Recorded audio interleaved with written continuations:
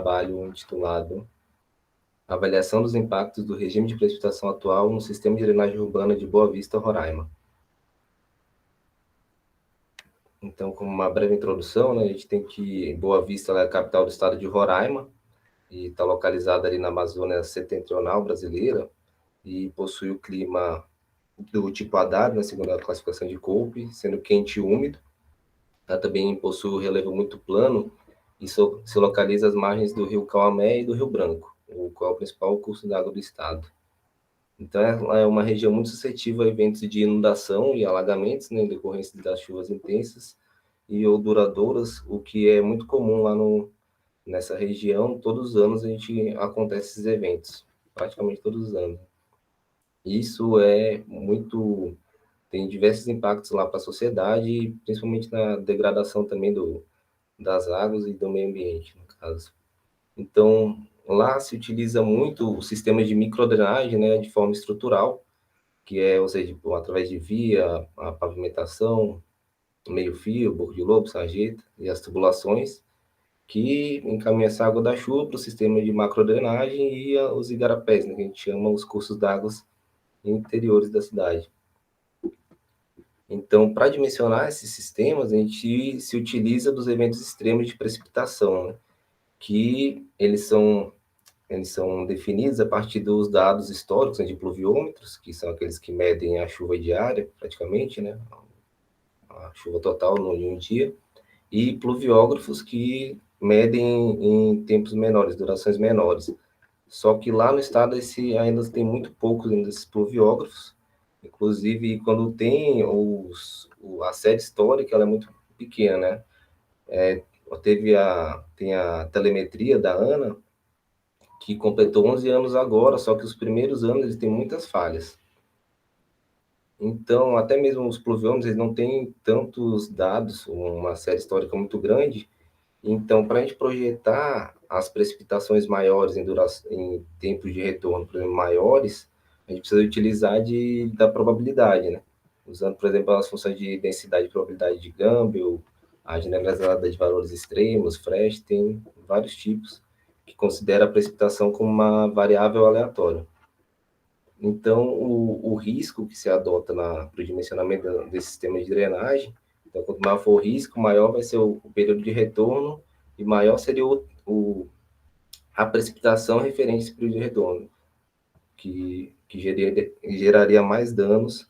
Então, o sistema ele tem que ter maior porte e maior estrutura financeira para executá-lo. Então, também para dimensionar esse tema, a gente tem que transformar essa chuva, né, precipitada em vazão, e aqui a gente considerou o método racional, né? Que considera o coeficiente de escoamento superficial, a área de contribuição e a intensidade de precipitação. Que a intensidade tem as três grandezas, né? Que é a intensidade, a duração e o período de retorno. Então, no caso, aqui, como objetivos do trabalho, a gente tem que avaliar os impactos que o regime de precipitação atual proporciona no sistema de drenagem da cidade. E como específico, ele vai fazer a caracterização do regime de precipitação, né, levantar a média, a mensal, média anual, ao longo do período da série histórica que tiver disponível. E também construir uma curva de equação de intensidade, duração e frequência atualizada para a região. Tem alguns estudos, por exemplo, um estudo de mestrado que foi feito há cerca de 15 anos, só que considerando que teve muita chuva nos últimos anos, a gente quer verificar se houve alguma alteração significativa nessa equação, no caso.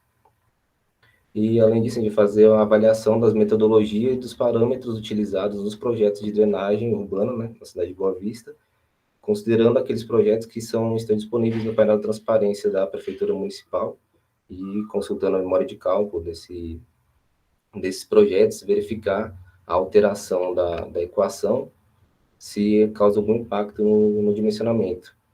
Porque, como Boa Vista ela não tem ainda um plano diretor de drenagem urbana, cada projetista considera as suas próprias informações para dimensionar. Então, até mesmo a equação, como ela não está ainda definida para o Estado, ela não é utilizada, essa do mestrado, que foi realizada anteriormente ainda. Então, a gente pretende fazer uma cartilha que tenha essa equação e também outras normativas para tentar melhorar essa questão da elaboração dos projetos elaborados na cidade, que é para uma série de agentes que podem utilizar isso. Então, dentre os objetivos de desenvolvimento sustentável que a gente considera, ele está dentro do ODS 6, né, água potável e saneamento. Então, aqui os materiais e métodos utilizados, a revisão bibliográfica, que ela é constante, a coleta e o tratamento de dados de precipitação, no caso de pluviômetro, que a gente fez, a caracterização da precipitação, que também já fizemos, seria levantar a média e a quantidade anual, e a definição das chuvas máximas diárias anuais. E, a partir delas, aplicar a que a gente utilizou a funcionalidade de probabilidade de Gamble para definir as chuvas máximas relacionadas ao período de retorno utilizados no dimensionamento, né, geralmente que é de 2, 5, 10, até 100 anos. E, a partir disso, elaborar a curva e, consequentemente, também a equação de intensidade, duração e frequência. Em paralelo, a gente fez a confecção dos mapas, né, de delimitação da área de estudo, que é a área urbana de Boa Vista, a análise dos projetos, né, das diretrizes do projeto, que ainda está sendo elaborada, a gente está buscando mais projetos também diretamente na prefeitura, e com isso verificar os impactos que essa nova curva poderia ocasionar nesses projetos.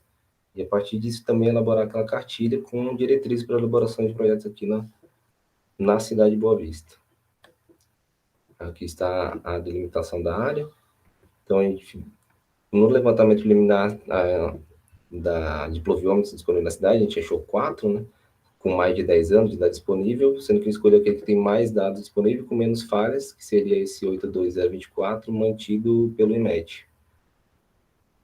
Então, considerando que a gente já realizou a caracterização das precipitações, nesse caso, a gente utilizou apenas os últimos 30 anos, uma vez que antes de 1991 havia muitas falhas em alguns anos, a gente preferiu usar os últimos 30 anos, conforme a normal climatológica. Então, chegou a 1.747 milímetros por ano, um pouco acima do que a bibliografia do Estado já estava registrando, que era de 1.650. E também determinando as máximas precipitações diárias anuais de cada ano, eliminando aqueles anos com muitas falhas. A gente chegou a 41 anos dados diários de máximas.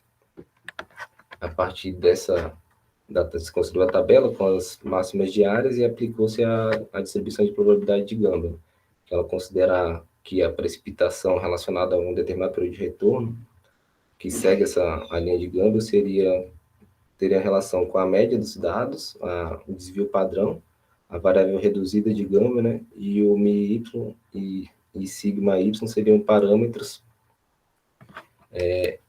que são relacionados com os dados da amostra.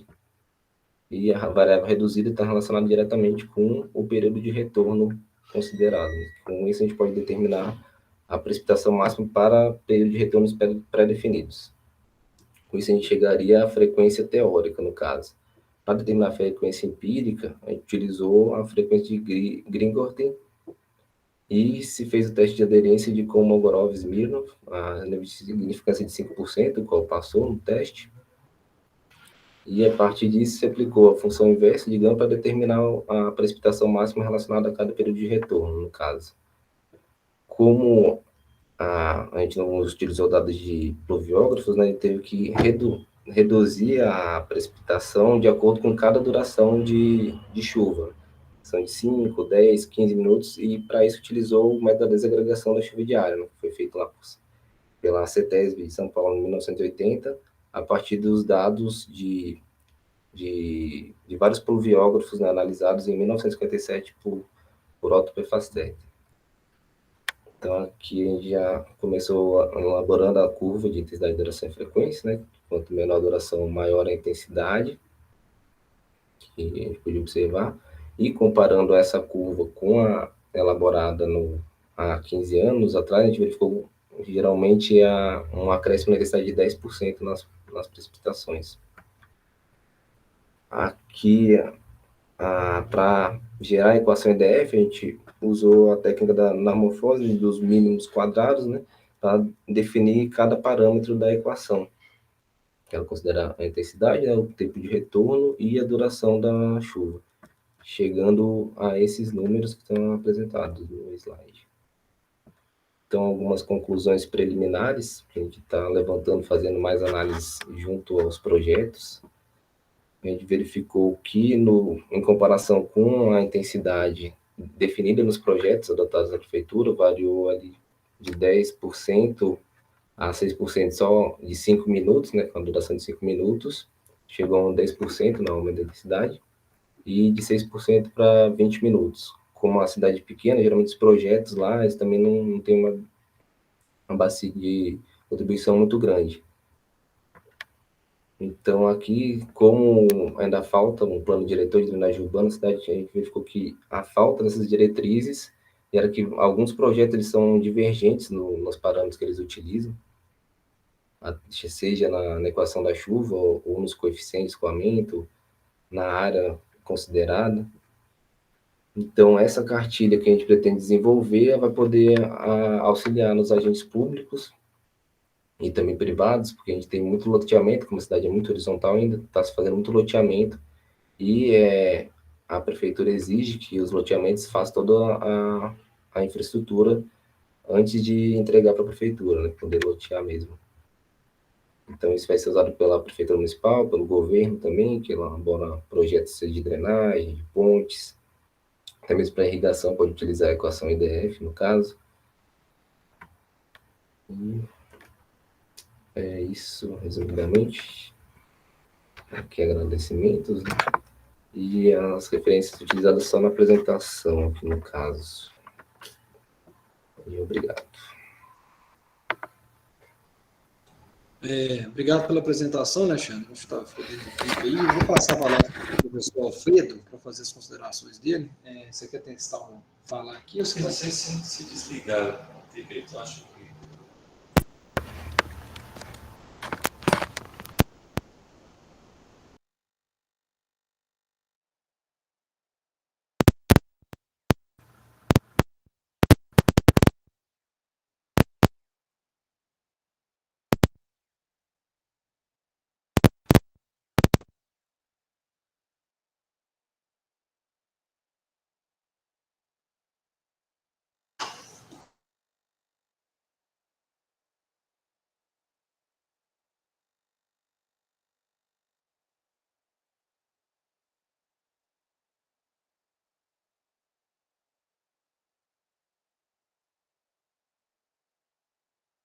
O professor Alfredo só vai testar o som aqui, tá, pessoal?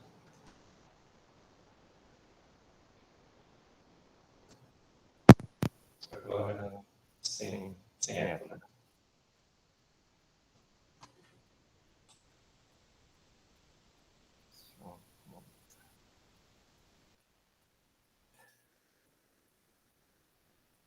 Tá bem, então.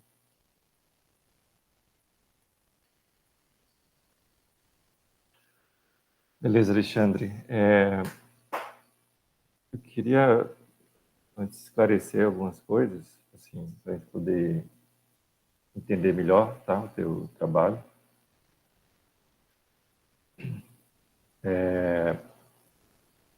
Você faz uma comparação, né, até chega ali a uns percentuais, né, quando compara com as durações de 5 e 20 minutos, né?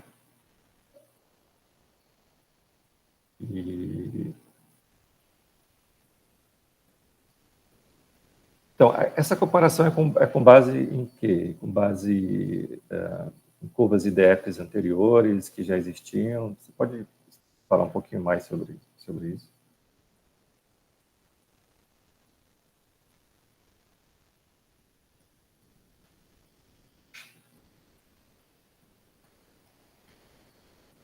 O projeto da prefeitura para 150.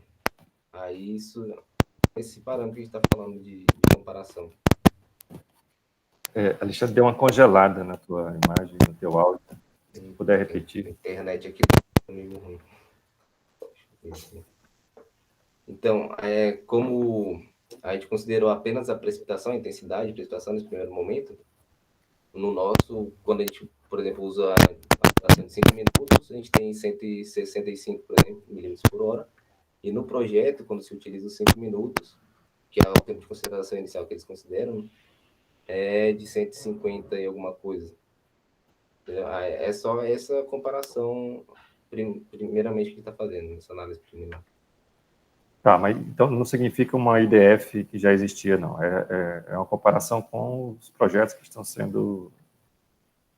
Isso, porque como é em PDF, a gente não tem a equação propriamente dita, né? A gente foi atrás, mas cada um fala uma coisa e não tem perfeito. a equação. Então, a gente poderia dizer que essa é a primeira IDF para a cidade de Boa Vista? Sim, que se possa ter acesso e tudo, documentada. Teve esse do mestrado, mas até não está sendo utilizado, porque ficou dentro da universidade, no caso, né? Foi do Pronat lá, do programa de mestrado. Né? Já pesquisou e ninguém utiliza. Perfeito. Você falou no método racional, você pretende utilizar essa curva IDF com o modelo racional em uma bacia específica? Em um projeto que, por exemplo, pegando dentro dos projetos que a prefeitura utiliza. Só que, por exemplo, lá eles usam muito o coeficiente fixo, o coeficiente de escoamento superficial fixo, de 0,5 para todos os trechos. A gente está pensando também fazer uma análise assim, fazendo todos os cálculos, vendo se dá alguma diferença considerável nos cálculos, né? Uma análise separada de cada trecho. Para isso, usaria a imagem de satélite, algo para calcular esse coeficiente? Porque ele está relacionado com a área impermeável, né? Isso. Imagem de satélite, no caso. Para verificar a área impermeável, que não tem ainda lá na cidade. Tá, mas assim, isso é uma coisa que você vai fazer de fato, porque não estava na tua apresentação, né? Ou é uma ideia que ainda vai ser analisada? É o que eu estou conversando com o meu orientador, tendo visto que a gente já fez a IDF, né, para botar mais alguns, tendo visto que não dá tanta diferença a questão da equação da chuva nessas intensidades, poderia botar também essa questão do coeficiente de escoamento superficial a mais, para ver se tem mais diferença no caso do dimensionamento. E mais pessoas vão utilizar, né, dá mais impacto no dimensionamento. Entendi. Tá, mas para isso precisa aplicar em alguma bacia que ainda não foi definida, né?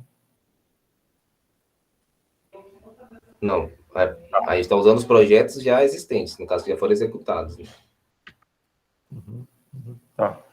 Então, de fato, assim, é importante ter esse cuidado com as IDF que são utilizadas. Eventualmente você pode ter aí uma defasagem e tal, mas acho que não é o caso, porque o conjunto de dados de precipitação que você usar não deve ser muito diferente daquele que foi usado nos projetos. Mas, assim, eu acho que vale a pena vocês, de fato, tentarem utilizar, definir um conjunto de bacias para fazer essa aplicação. Se chegar à conclusão que a IDF não vai surtir muita diferença, de fato, vale a pena considerar o cálculo do coeficiente de escoamento para fazer essa análise. Vocês pensaram em utilizar porque o método racional tem uma limitação de área de drenagem. Então, tem um limite para um certo grupo de bacias. Para bacias maiores, seria interessante ter um outro método, né, ou um modelo hidrológico, para poder contemplar as bacias maiores também. De modo que, com isso você consegue ter uma abrangência maior no teu trabalho. Tá? Mas eu finalizo aqui. Desejo boa sorte, viu, Alexandre, na continuação do teu trabalho.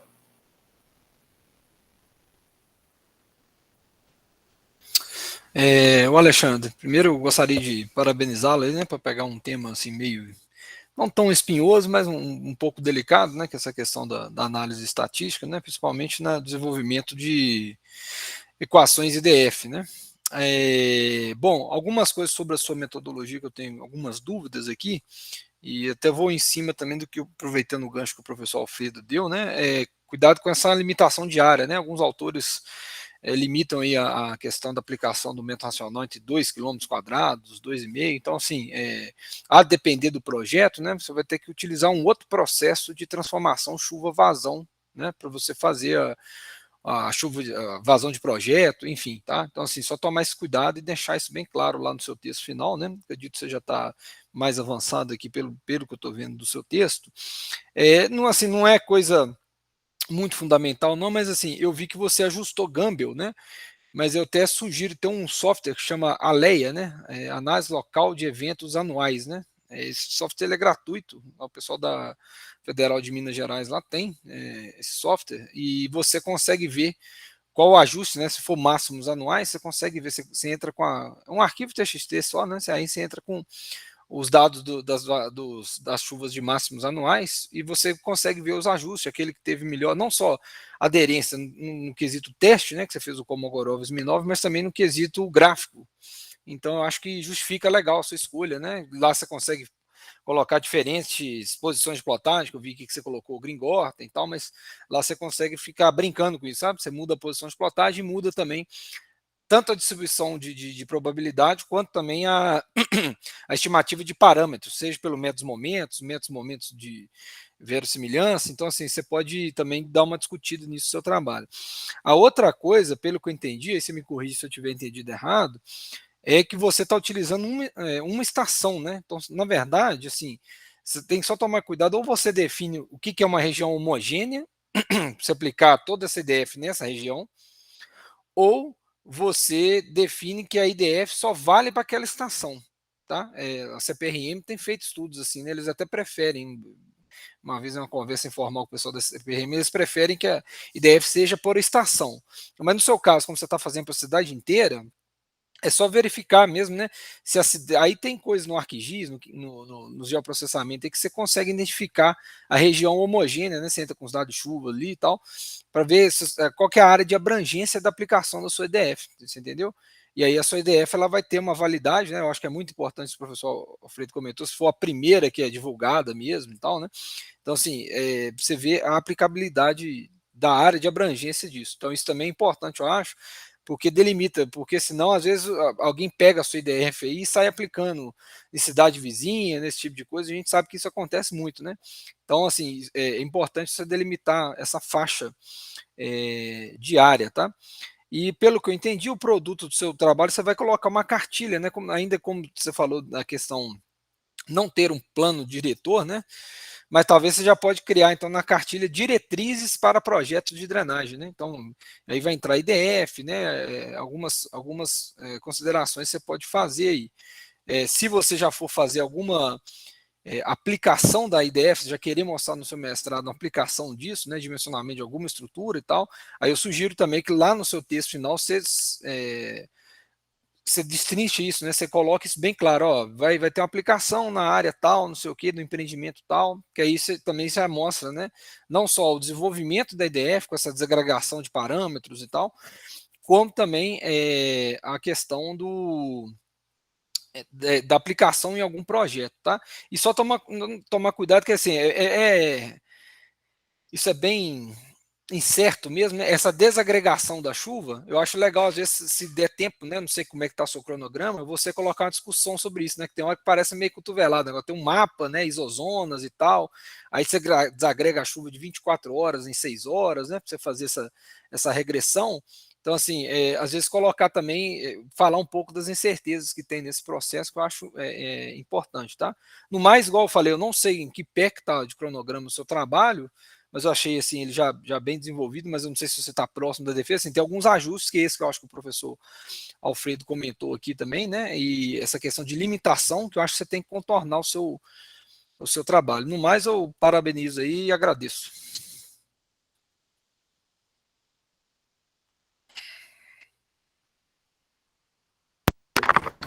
Acho o seu áudio.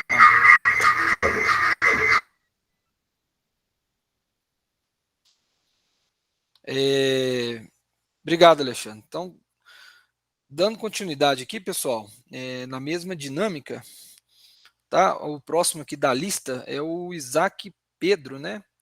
Da UFCG, né? Da Universidade Federal de Campina Grande, certo? Isso. Isaac tá aí? O Isaac, pode projetar para a gente aí.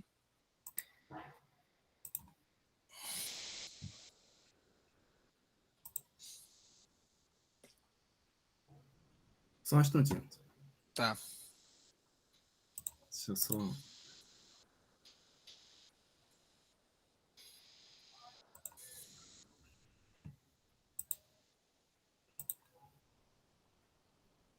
Deixa eu só...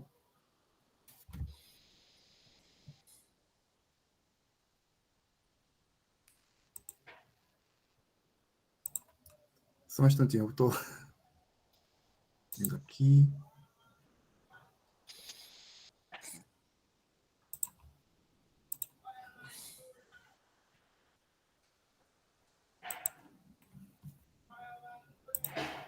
Vocês estão conseguindo ver?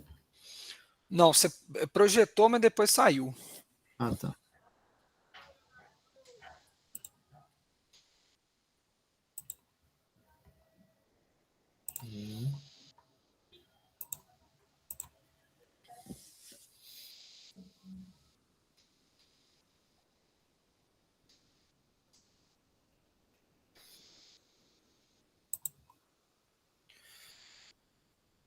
Tá aparecendo agora? Tá. Posso começar? Pode sim. Boa sorte aí, viu? Obrigado. Bom dia a todos. Meu nome é Isaac Pedro. Eu sou da Universidade Federal de Campina Grande e sou orientado pelo professor Hugo Moraes, de Alcântara. E meu trabalho é intitulado Aplicação de Indicadores de Segurança Hídrica para o Monitoramento de Secas Urbanas. Então, antes de apresentar um indicador propriamente dito, a gente precisa conhecer um pouco do fenômeno, né, que é a seca urbana, e ela é causada principalmente pelo aquecimento global, né, que pelo declínio da disponibilidade hídrica e a escassez provocada pelo acesso inadequado, né, aos recursos hídricos. E o aquecimento global ele vai levar ao aumento da frequência de eventos extremos, padrão irregular de precipitação, e com isso vai reduzir a qualidade por causa da contaminação e também da poluição. Então, Cook e Baker, eles definem escassez hídrica urbana, que é um nome técnico para seca urbana, como a falta de água potável, em decorrência do aumento da demanda de água residencial, nos setores econômicos e produtivos, e também que altere o bom funcionamento dos ecossistemas.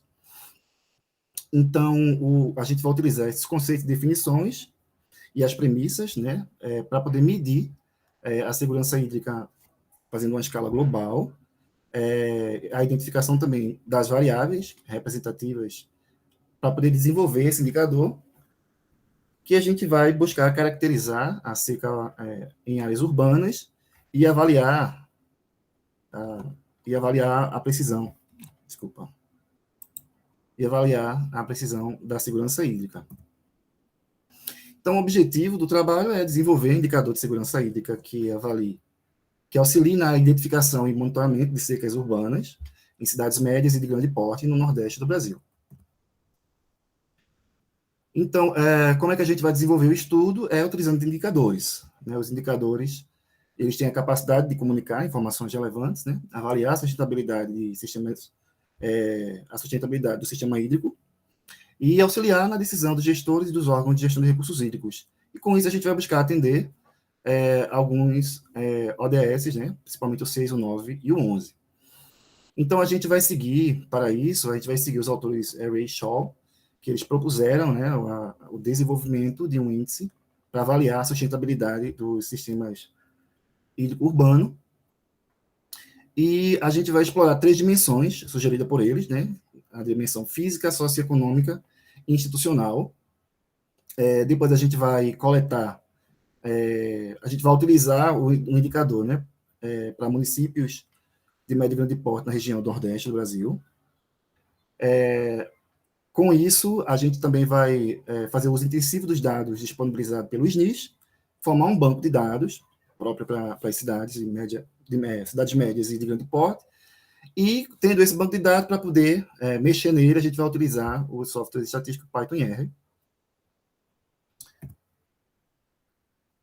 Então, Ray-Shaw, eles justificam essa forma essa abordagem, né, da utilização desses dados, porque eles enxergam uma estrutura de correlação entre as premissas, que faz com que exista um forte indicativo de covariação entre os critérios, os parâmetros, os indicadores, as variáveis encontradas em suas dimensões. E, por isso, eles indicam que pode haver, né, pode ser causada uma forte... e isso pode ser causado por uma forte estrutura fatorial. Então, com base nesses critérios, nessas hipóteses que são elencadas pelos autores que a gente vai utilizar, é possível utilizar essa análise fatorial porque a gente possui embasamento teórico. Então, existem duas formas, né, de análise fatorial. A análise fatorial exploratória, em que você tem um banco de dados, você explora ela, tenta ver algum padrão e, a partir daí, tenta modelar alguma coisa para tirar alguma informação. E, no nosso caso, a gente vai confirmar, né, a partir do embasamento teórico dos autores. Então, com isso, a análise fatorial confirmatória, na verdade, ela vai aproveitar, né, a variabilidade de um conjunto de itens observados, que vai ser evidenciada por uma matriz de correlações e que pode ser parcialmente explicada pela ação de um número reduzido de fatores subjacentes e comuns, né, que, na verdade, como é uma estrutura matemática, a gente vai considerar que as dimensões vão estar numa estrutura euclidiana e dentro dessas dimensões terão as variáveis que a gente vai considerar como vetores. E, por isso, a gente vai ter que diminuir essa complexidade, na verdade é isso que se faz, para tirar das 3 dimensões e transformar em 2. E, a partir daí, utilizar as informações para desenvolver o indicador. Então, o uso da técnica está parada na coerência das premissas, né? Então, agora a gente vai precisar modelar, estudar matematicamente o problema. A gente, para isso, vai seguir a formulação de Krishna e Reddy no trabalho de 94, em que ele usa o modelo fatorial, e esse modelo fatorial ele é formado por um vetor de fatores comuns, né, dado lá nas dimensões, que a gente vai coletar nas dimensões, e uma matriz de fatores de carga e uma fonte adicional de variação. Então, é o básico, né, a formulação básica. Também tem essa questão, ele vai considerar uma variação percentual do jésimo fator, na verdade pode ver que J tem K, ele está tirando de uma dimensão para outra, e ele propôs um indicador inicial para o késimo item, que é formado por uma combinação linear entre o quadrado do vetor de fatores comuns e essa variação percentual. Reconhecendo que existem valores máximos e mínimos, né, por causa dessa formulação, então é importante fazer a padronização dos valores em uma escala, que é essa escala que a gente vai fazer a primeira identificação e também a comparação entre municípios, e no final ele formula um índice final para o késimo item, que é dado pela razão, né, entre o índice inicial em relação ao mínimo e a amplitude, que é o máximo menos o mínimo, e somar mais 1. E com isso a gente vai poder tanto identificar como fazer a comparação entre os municípios. O que é que a gente espera? Desenvolver justamente esse indicador de segurança hídrica para favorecer o monitoramento das secas urbanas e municípios do semiárido brasileiro, principalmente. Fornecer cenários, né, alternativos de convivência e adaptação nas condições locais, ao uso racional da água, e também que fomentam a gestão apropriada dos recursos hídricos que já são escassos, né?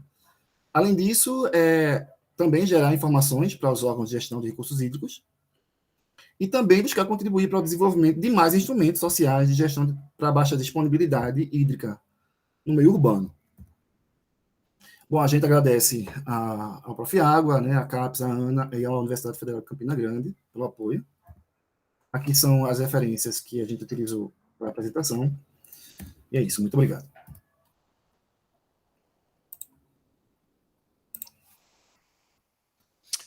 Obrigado, Isaac, pela sua apresentação.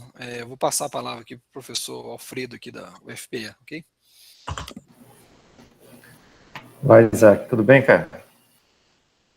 Tudo bom, professor? Olha só. O primeiro que me chamou a atenção esse termo, né, que vocês estão usando, as secas urbanas, eu confesso que eu não conhecia. Associar o termo urbanas a secas, né? Bem, em geral, vai ter, qualquer seca ela vai ter início, digamos, num ambiente mais amplo, né? Vai começar numa bacia hidrográfica, enfim, é uma região mais ampla e como consequência, lá adiante, pela escassez, né, de chuva e, por consequência, a escassez da vazão, isso vai trazer repercussão no meio urbano. Então, acho que, assim, intrinsecamente, toda a seca ela vai ter impacto no meio urbano, então, de fato, vai ser uma seca urbana. Assim como tem impacto também no meio agrícola, que a gente associa à seca agrícola. Mas, assim, você não apresentou, você só disse que pretende usar o SNIS, né? A base do SNIS. Mas você não deu nenhuma pista sobre os indicadores que, né, seriam retirados de lá do SNIS. Se você já tem alguma ideia do que seria utilizado? Sim, professor, a gente já está fazendo a coleta, que a gente, na verdade, a gente ia utilizar somente nas regiões, em grandes capitais, né? Então, aí eu já tinha feito uma coleta só para as grandes capitais, das variáveis, e a gente, como sugestão do meu orientador, ele fez, olha, Isaac, tenta ampliar isso para a área do semiárido mais para dentro, né, para cidades médias e tal. Aí eu tive que voltar para os NIS para poder coletar e organizar o banco de dados, que eu acho que essa é o grande desafio, é fazer a compatibilização de algumas características que tem no meio urbano, no litoral e dentro lá na cidade, por exemplo, uma Campina Grande, né, uma Petrolina, por exemplo. Então, assim, para fazer essa compatibilidade, demora um pouquinho, né, para pegar essas variáveis. Mas quanto aos indicadores, nenhum, assim, você consiga destacar? A maioria é ligado à questão do fornecimento de água, de distribuição, e também fatores socioeconômicos e coisas bem locais, né? Porque, às vezes, tem água disponível para distribuir e não chega em certos locais, né? Então, assim, dependendo muito também da localização no meio urbano, né?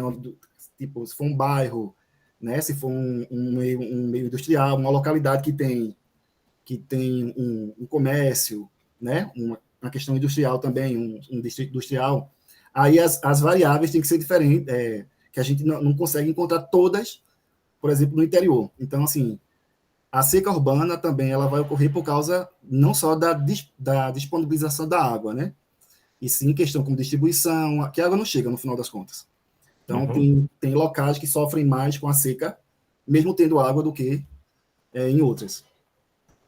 Quando você fala assim de algum indicador social, ele teria que sair do SNIS, né? Partir para o IBGE, talvez, para obter essa informação. E pensando até mesmo nos setores censitários, você conseguiria dar uma resposta intramunicipal, poderia chamar assim, para que tenha um índice não para o município, mas para os setores, ou o SNIS não... Bem, o SNIS talvez não faça isso, né? De passar essa informação para poder, enfim, obter o indicador. Assim, eu acho que vale a pena você dar uma olhada. Eu não vi nenhuma... Você não fez menção a trabalhos já realizados que tenham tratado desse tema, né?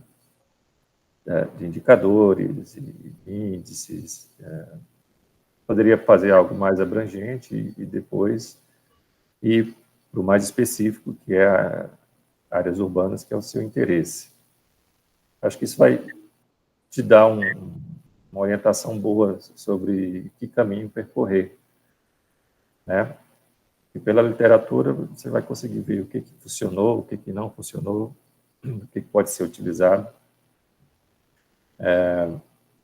assim, para, né, facilitar a tua vida. Acho que vale a pena, se a gente está falando aqui de sistema de gestão, né, de recursos hídricos, vale a pena você dar uma olhada no Plano Nacional de Segurança Hídrica, que lá vai tratar alguns indicadores, eles vão além do que você está querendo, porque ali vai ter componente ambiental, componente econômica, mas vai na linha do que eu estou sugerindo sobre fazer um levantamento bibliográfico para te orientar nesse sentido. Professor, inclusive a Ana tem um ISH, né? Ela tem, que ela... Que é do plano de plano. Aí, no caso, ela usa... O problema todo foi metodológico. Os autores que eu utilizo, eles criticam justamente isso, que é muito abrangente para tratar a seca urbana. E também a questão do método, né? Que ela utiliza uma média aritmética, né? Dentro das dimensões que ela escolhe. E, nesse caso, o que eles sugerem é que, dada a estrutura das variáveis que a gente vai utilizar, que os dados, né, revelem essa informação para poder a gente desenvolver o indicador, para poder esse acompanhamento, se for necessário, ser anual, né? Anual, mensal, dependendo do nível de disponibilidade da informação, né? Então, realmente, eu li a metodologia, eu vou incluir isso no trabalho, que a gente, daqui uns 2 meses, acredito que a gente já está qualificando, no máximo. Estou dizendo esse prazo maior por causa dessa adequação do banco de dados, né, que eu tive que melhorar ele. Uhum. Não, isso que você acabou de falar, isso já é digamos, um resultado, né, da tua pesquisa. No momento que você faz essa crítica e ressalta essa diferença, é importante que seja registrado mesmo, bem, é uma contribuição que você pode dar. Mas aí você pode ir além, certamente isso foi tratado em trabalhos em outros países, não precisa ficar restrito, né, ao âmbito nacional, dar uma olhada em publicações recentes, enfim, isso vai dar maior robustez ao teu trabalho. Mas, bem, parabéns e sucesso aí na continuação do trabalho.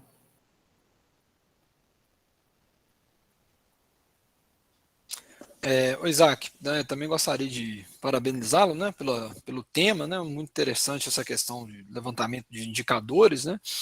Eu só acho também a questão de escala, talvez você tenha que discutir com o seu orientador isso aí, né, porque eu também confesso que eu nunca havia escutado o termo secas urbanas, né, assim, especificamente para isso, e aí eu não sei se você vai fazer, juntamente com o SNI, né, pensando nessa questão, você vai fazer para todo o semiárido ou se você vai tirar a amostra do semiárido, entendeu? Porque isso pode, às vezes, te limitar.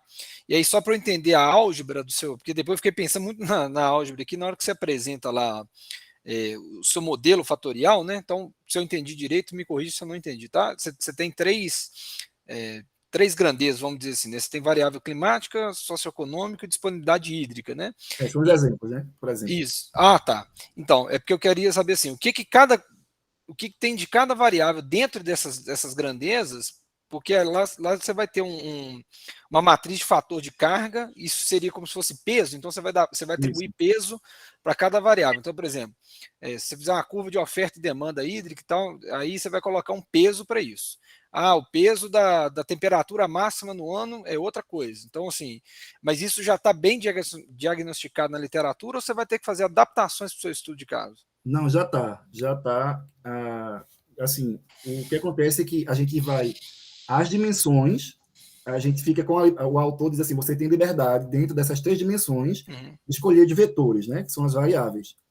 Então, as variáveis que a gente vai meio não, né? A gente vai atribuir, são aquelas que a gente consiga encontrar que acompanhem esse problema, né? De disponibilidade junto com problemas socioeconômicos em todos os municípios. E todos os municípios que eu estou falando, a gente vai se concentrar vai continuar com os municípios, as capitais, e as cidades médias. Então, a gente vai ter uma discussão do que é a cidade média, porque a gente vai utilizar ele no meio urbano, né? Vai ter uma sessão explicando por que vai ser especificamente ali que a gente vai utilizar primeiro, né? Ok. Depois é que a gente vai...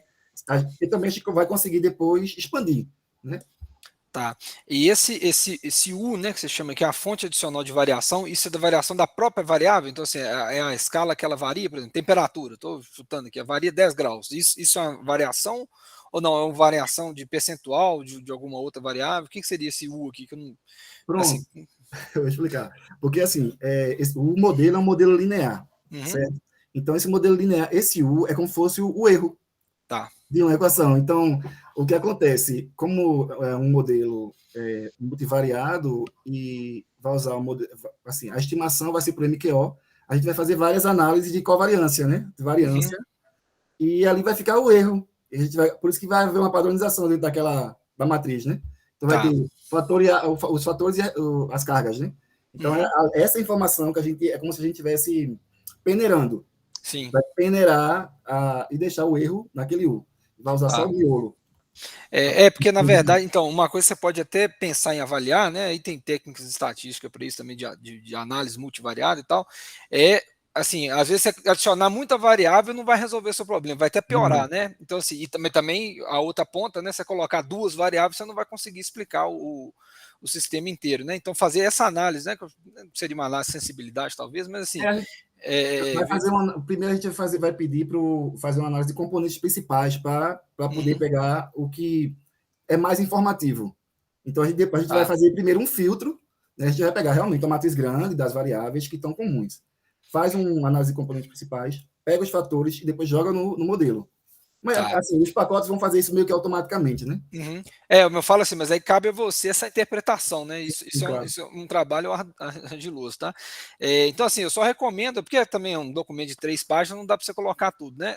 Você, na sua metodologia, você descrever isso e você dedicar um capítulo, principalmente essa questão dos erros, eu acho que é importante você falar um pouco sobre isso, né? Falar um pouco sobre essa questão da matriz linear, né? Que você está, na verdade, transformando uma coisa de 3 dimensões em 2, né? Então, assim, tem isso também no processo, né? Eu acho que vale a pena você comentar isso, e principalmente a questão de escala, que é isso que também você comentou aí, né? Então, assim, você tem cidades do semiárido, então, assim, uma cidade que é mais litorânea, comparado com uma cidade que é mais central, vamos dizer assim, né? Tamanho da cidade, talvez, então, assim, tem essas coisas que eu acho que você tem que contornar, entendeu? Para você colocar uma faixa de aplicabilidade disso aí, sabe? E, assim, no mais eu parabenizo, assim, na hora do seu objetivo, né, lá do seu objetivo, não, desculpa, do seu resumo final, né, que você já apresente também, porque aqui ainda você não tem todos os resultados, mas você já apresente também no seu resumo final lá os resultados, que eu acho que é importante para o leitor, né, chama a atenção do trabalho, né, você fazer um resumo mesmo com todas as etapas, mas no mais é isso, eu agradeço e desejo sorte aí na continuidade do seu trabalho. Muito obrigado, professores.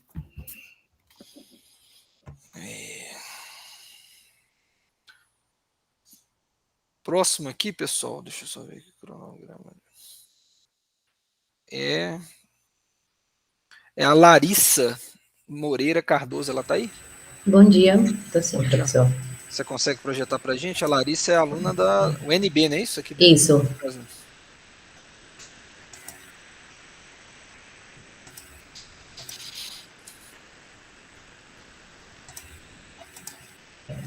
Vocês conseguem ver? Tá carregando. Tá. Carregou? Carregou. Se você puder colocar ela em tela cheia para a gente, porque eu estou vendo. Então, peraí.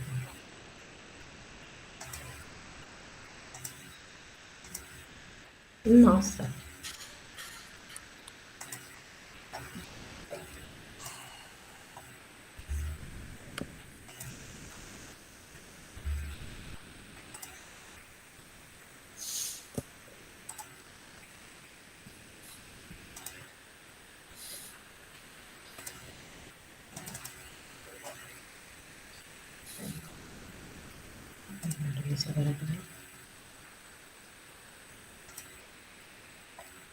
Só um minutinho que tá travando.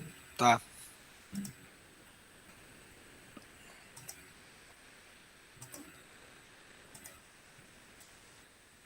Agora foi? Foi.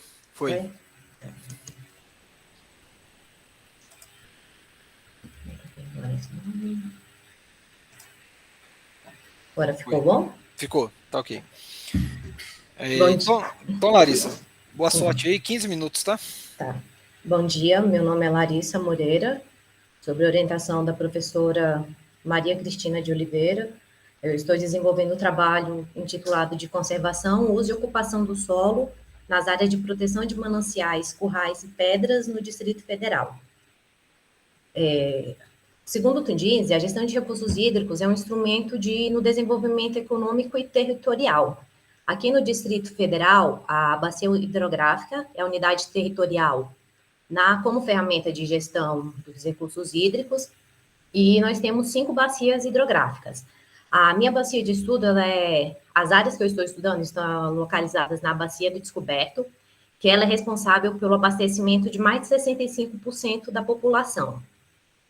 O instrumento territorial que eu estou estudando são as áreas de proteção de mananciais. Elas foram estabelecidas pelo Plano Diretor de Ordenamento Territorial em 97, e que ela, ao estabelecer as áreas de proteção de mananciais, o objetivo era conciliar o uso e ocupação do solo com a conservação dos recursos hídricos.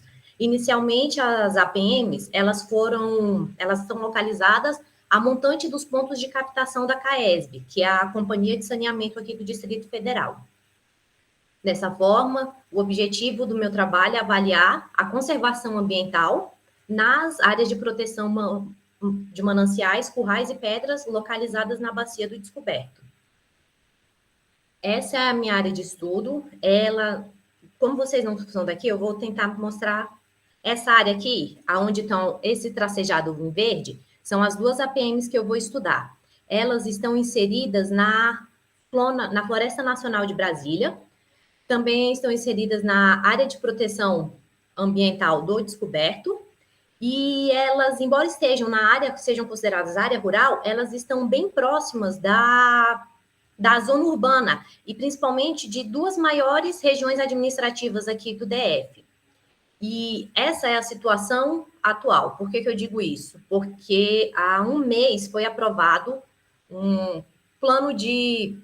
projeto de lei que altera os módulos da Flona. Não sei se dá. O mouse deu para ver? Essa parte aqui à direita, ela é um outro módulo da Flona, só que ela foi destituída. Ela não faz mais parte da Floresta Nacional, porque essa área aqui vai passar por um processo de regularização.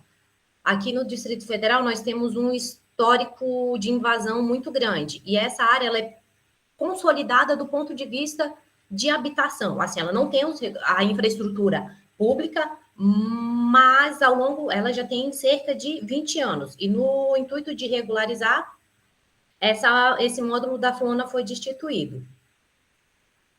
Bem, enquanto materiais e métodos vão ser feitos em 3 etapas para avaliar o estado de conservação das APMs, que é a qualidade dos corpos hídricos. Já foi realizada a coleta no mês de setembro, referente ao período de seca, e vai ser realizada em janeiro, referente ao período de chuva, para calcular o índice de qualidade de água.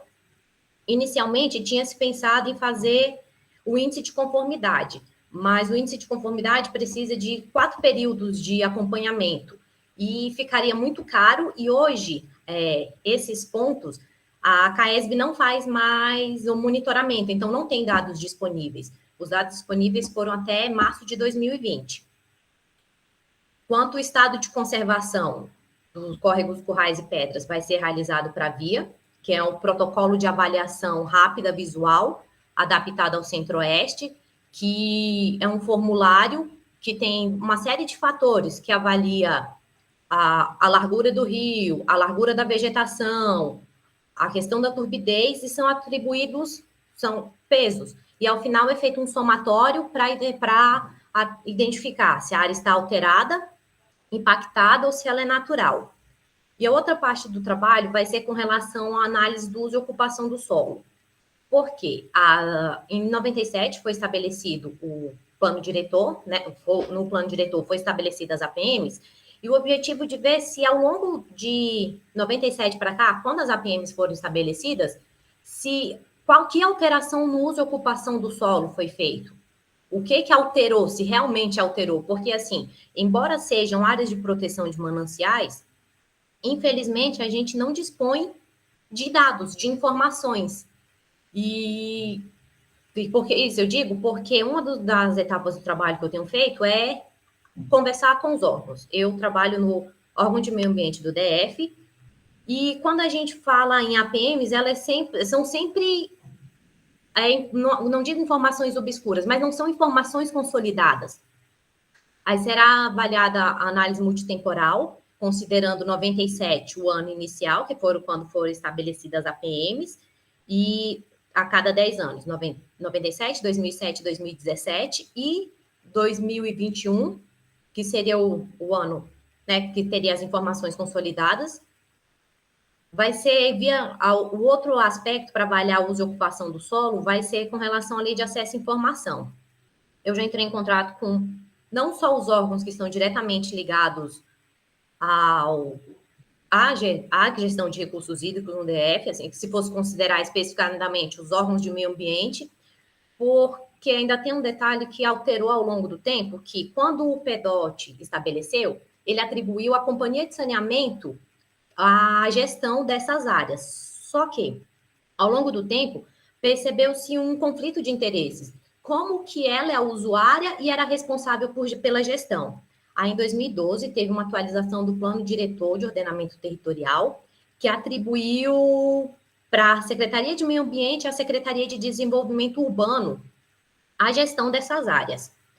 No mês de março, eu realizei um estágio profissional, como cumprimento dos créditos do Profiágua, justamente na SEMA, e era para acompanhar como se dá esse comitê. Só que, infelizmente, ao longo de 2 meses, não teve nenhuma ação. As APMs, elas sempre ficam marginalizadas. Elas são importantes, mas como não se tem conhecimento de como que elas estão, ou qual é a situação, e sempre vão ter outras urgências, elas estão ficando. E para complementar a avaliação do uso e ocupação do solo, o outro aspecto vai ser analisado é a restrição, que o PEDOT ele estabelece restrições, ações que não podem ações que não podem ser executadas, por exemplo, lançamento de drenagem, mineração. Aí a análise desse cumprimento com relação às restrições do PEDOT vai ser feito com base nos mapas, né, de uso e ocupação do solo, na análise multitemporal, e a consulta aos órgãos responsáveis. Aqui, com os resultados, como era muito pouco, eu fiquei muito confusa de como escrever, eu estou ainda em fase, já foram feitas as análises, eu já tenho o resultado da coleta de água, e essa foto eu coloquei para mostrar que lá são 2 córregos. Esse é o córrego que é mais próximo da rodovia, e ele recebe muito resíduo, muito lixo. Tanto que nessa parte aí, ele tem até um cheiro ruim. Ele tem um cheiro muito ruim. Esse daí é o córrego Currais, que essa APM aí, no caso, que é assim, que eu estou falando a informação hoje, porque é o que temos, por quê? Como eu falei no início que os módulos da Floresta Nacional foram alterados, hoje, com a informação que a gente tem, a APM, o córrego Currais, não está inserido na Flona. Mas, segundo o plano, para compensar a redução que foi feita, vão aumentar a área desse módulo da Flona, contemplando o córrego Currais. Mas isso ainda não foi disponibilizado, porque o projeto de lei já foi votado, mas ele ainda não foi disponibilizado na íntegra, como as imagens, né, como ficou. No texto diz que sim, já tem até as coordenadas. Aí esse outro aqui foi no córrego que ele é mais dentro, mais interno na Flona, e aqui no DF, os nossos córregos, nossos rios, eles não são caudalosos, eles são estreitos, eles não têm característica de ter uma vazão muito grande, de ter né, diferente dos outros estados, aí tanto que essa é a maior preocupação, assim, como eles já não têm uma estrutura muito grande, como manter não só a qualidade, como a quantidade. quanto aos resultados e discussões.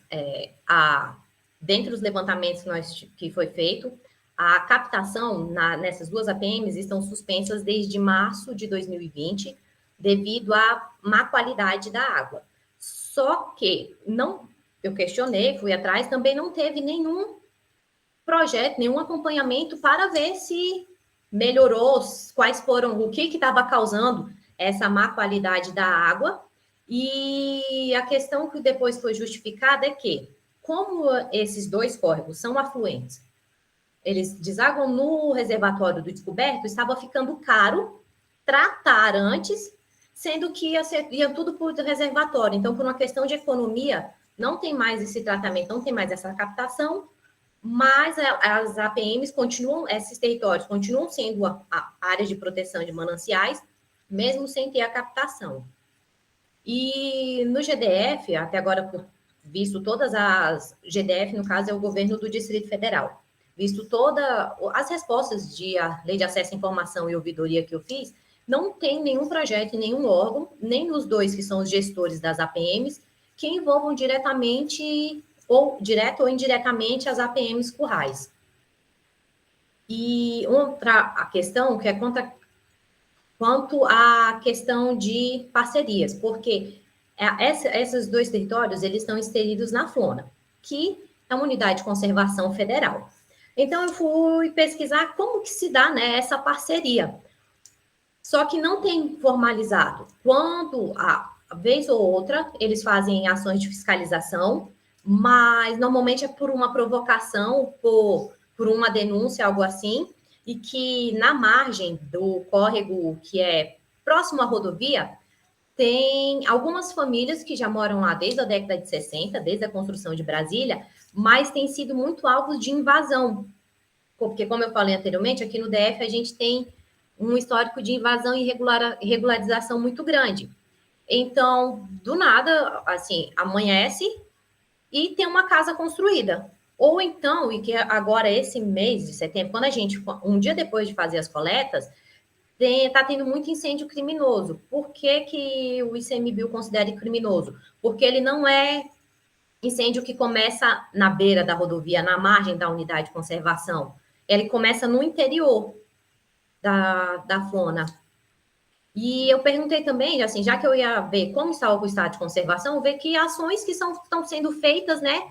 Se já tinha feito, alguém já tinha, embora não tivesse sido publicado, como que está a questão da conservação? Aí o ICMBio informou, né, que há planos para a recuperação da FLONA Brasília, mas que eles não podem ser divulgados porque eles não foram aprovados e não tem um prospecto, assim, não tem perspectiva de quando vai ser aprovado ou de quando que vai poder ser implementada alguma ação.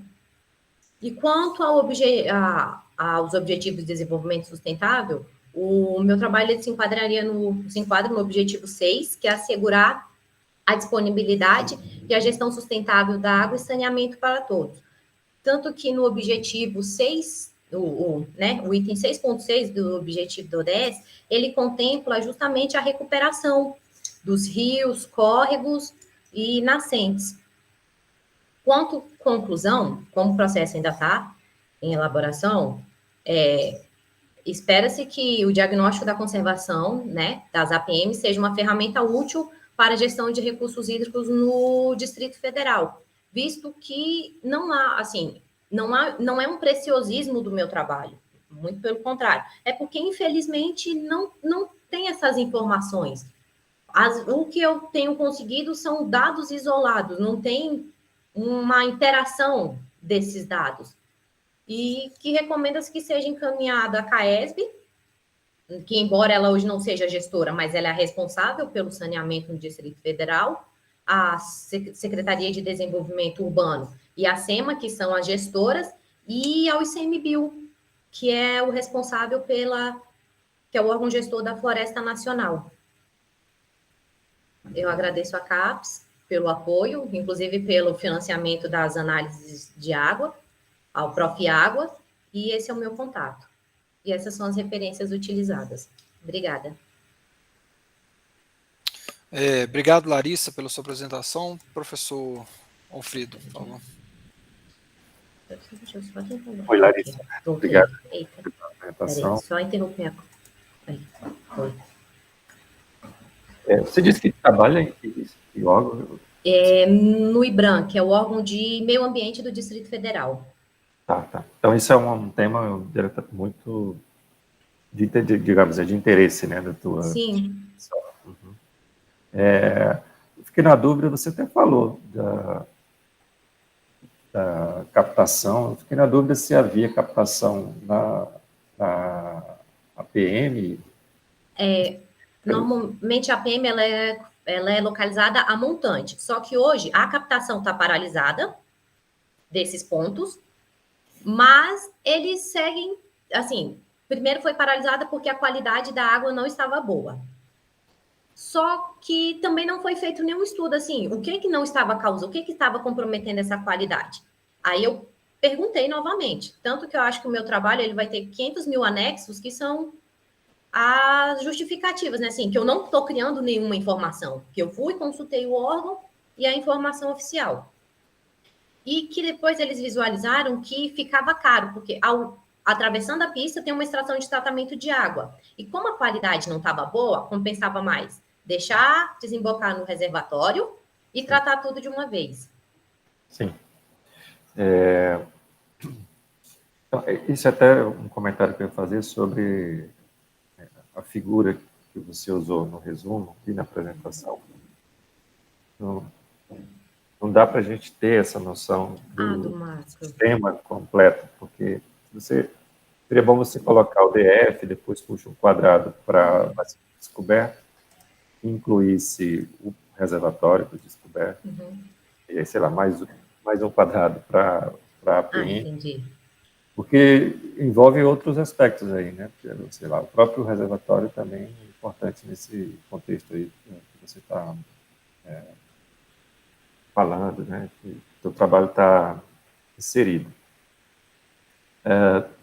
Você falou na classificação do uso do solo, né, e tal.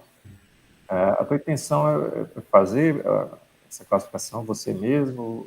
Não, inicialmente seria eu mesma, mas consultando os trabalhos eu vi que tem sido muito utilizado o Map Biomas. Então essa parte já foi feita, já separei as imagens, já categorizei, já fiz as transformações. E porque eu também conversei com um professor de geotecnologias daqui da gente. E ele falou, olha, Larissa, seu trabalho, o programa não é em geotecnologias. A geotecnologia tem que ser uma ferramenta para você conseguir. Tanto que, inicialmente, a ideia era utilizar o NDVI, ver a questão das APPs. Ele, ó, vamos focar nos recursos hídricos. E assim, professor, a cada vez que eu ia pesquisando alguma coisa, eu corria atrás dos professores, mesmo não sendo o meu orientador, para pedir orientação, para pedir instrução. Sim, tá. Então, o que eu consigo captar da tua proposta e do trabalho, você quer dar subsídios para que, digamos, ações sejam tomadas por órgãos competentes para que a situação do manancial não chegue no ponto em que se encontra.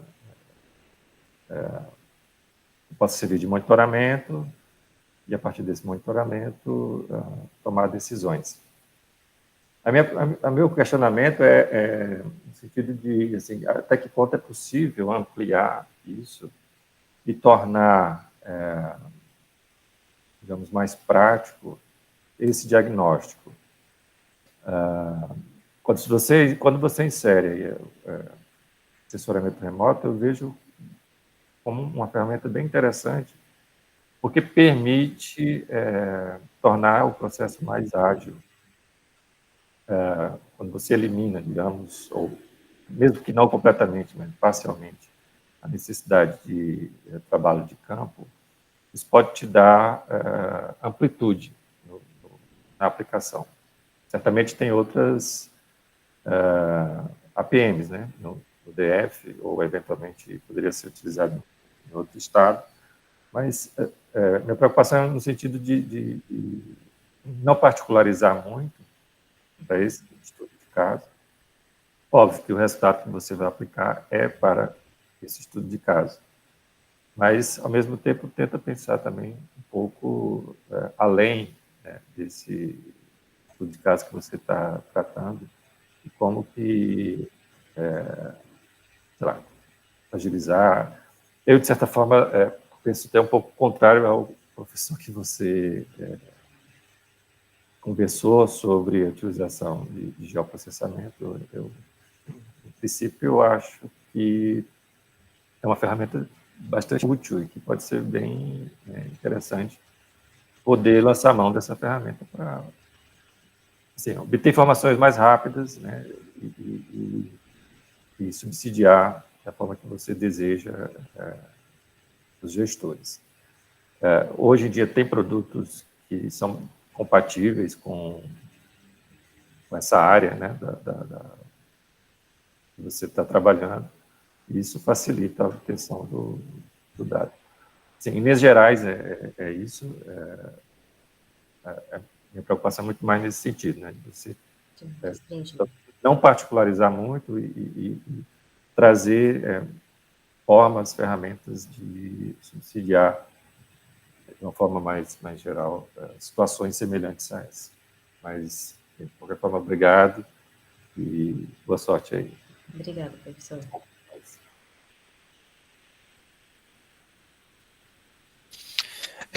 Larissa, bom, primeiro, parabenizar aí pelo também escolha do tema, né? Eu vou muito na linha do que o professor Alfredo falou. Eu acho assim que o geoprocessamento, eu acho que é uma ferramenta central do seu trabalho, tá? Eu acho que você tem que dar uma refletida sobre isso. E até assim, começando pelo seu título, né, que você fala assim, conservação e uso e ocupação do solo nas áreas de proteção de mananciais, currais e das pedras do Distrito Federal. Na verdade, que pelo que eu entendi até da sua apresentação, na verdade você vai fazer uma análise do uso e ocupação do solo para subsidiar, né? Então assim, não é que você vai não é só isso que você vai fazer, entendeu? Então assim, seu título eu acho que tem que refletir o seu trabalho como um todo, sabe? Então, assim, talvez o que você vai fazer assim, a análise de uso e ocupação do solo, né? Na questão principalmente que você toca aqui, que eu entendi aqui, foi do IQA, né? Do Índice de Qualidade de Água, né? Aí eu não sei se você vai ter dados suficientes, Larissa, para fazer o temporal também do IQA, porque isso às vezes seria interessante. Se você conseguisse comparar, por exemplo, a uso e ocupação desses mananciais aqui, né? Comparar o mapa com o IQA daquele momento, então, sei lá, 2015 o IQA deu tanto dos dados aqui, o mapa era esse. 2017 o IQA é esse, o mapa é esse, entendeu? Se você conseguir fazer isso, fazer esse comparativo, né? Eu acho que seria uma ferramenta poderosa, mesmo que seria específica para o seu estudo de caso, mas você já criaria uma metodologia, isso que o professor Alfredo levantou aqui, de aplicação em outros lugares. Então, assim, estou lá em Minas Gerais, eu quero também ver essa questão de uma área de proteção de manancial e tal, qual que é o passo a passo, entre aspas, que eu tenho que seguir? Aí eu buscaria no seu trabalho, sabe? Assim, isso chamaria atenção para a aplicabilidade, né? Tudo bem que você está querendo fazer um produto, e é bem interessante, né? Que é um produto bem direto, pelo que eu entendi, você trabalha no órgão aqui de Brasília e tal, mas eu acho que seria interessante você conseguir criar esse link, né, de uso e ocupação do solo. E assim, talvez até também na questão de disponibilidade, né, não que você vai fazer uma modelagem hidrológica super complexa, nem nada não, mas às vezes também você pode ir para o lado da disponibilidade hídrica também. Então assim, de novo, você comparar, pegar algum modelo específico, focar em um só, né, de modelo chuva-vazão, por exemplo, né, e você mostrar assim, em 2015 a disponibilidade hídrica era essa, 2017 era essa, 2019 era essa, entendeu? Isso também eu acho que era uma coisa que acrescentaria bastante aqui no seu trabalho. Pelo que eu entendi, alguns mapas, né, já estão, eu acho que de 97, eu acho, né, já estão prontos pelo mapa biomas, né? Mas, igual eu estou te falando, às vezes a ferramenta de geoprocessamento ser uma ferramenta central do seu trabalho, porque é questão, de novo, né, eu sou muito chato com isso, é questão de escala. Então, às vezes, se você conseguir imagem de satélite, né, com resolução mais refinada, por exemplo, você consegue tratar o dado. Então, por exemplo, hoje eu acho que a grade é 12,5 por 12,5, tá? Assim, geoprocessamento não é assim a principal área de estudo, mas acredito que seja essa resolução. Então, se você conseguir imagem de 2022 com essa resolução, né, e você fizer um corte aí para sua área aqui do Pedras e do Currais, eu acho que você enriquece bastante seu trabalho, tá? Eu acho assim, de novo, todas essas sugestões que eu estou te dando aqui, você discute lá com sua orientadora, a professora Maria Cristina, né, e vê com ela se são viáveis ou não.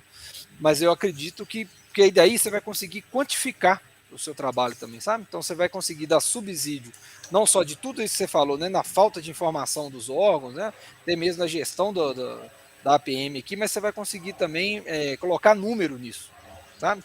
Então, assim, não sei se é possível fazer todos os anos, né? Acho que de 97 até 2017, mas os anos que você conseguir fazer isso aí, você pode até conseguir mostrar a evolução ou a não evolução, né, dos dados do IQA em comparação ao uso e ocupação do solo, tá?